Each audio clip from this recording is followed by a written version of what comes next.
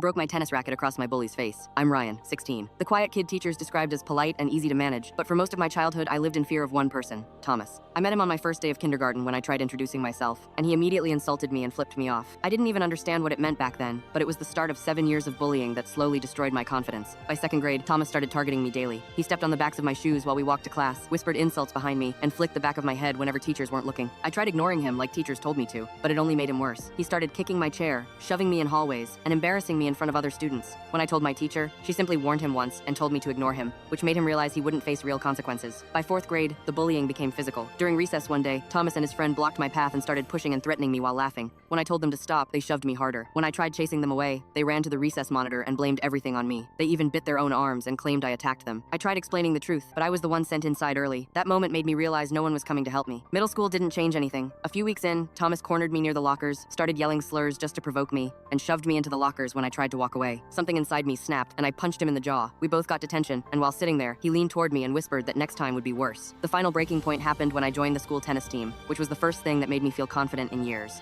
One afternoon before practice, I stopped at a vending machine and pulled out my wallet. Suddenly, Thomas grabbed it and sprinted toward the exit, laughing. I chased him outside while yelling for him to give it back, and he stood there waving it like a trophy while calling me a loser. Years of frustration exploded at once. I dropped my bag, grabbed my tennis racket, and ran at him. When I reached him, I swung the hard frame of the racket across his face. He stumbled back with blood coming from his nose before tackling me. He punched my face, breaking my nose, but adrenaline took over, and I fought back until teachers pulled us apart. I grabbed my wallet and ran straight to my coach, who immediately reported everything after seeing my injuries. Thomas was taken to the office and faced serious disciplinary action. Later that day, my mom picked me up, saw my swollen face, and when I told her I finally stood up for myself, she hugged me and took me for ice cream. Shortly after that, Thomas disappeared from school completely, and I never saw him again. That day didn't just end the bullying, it proved to me that I wasn't powerless anymore.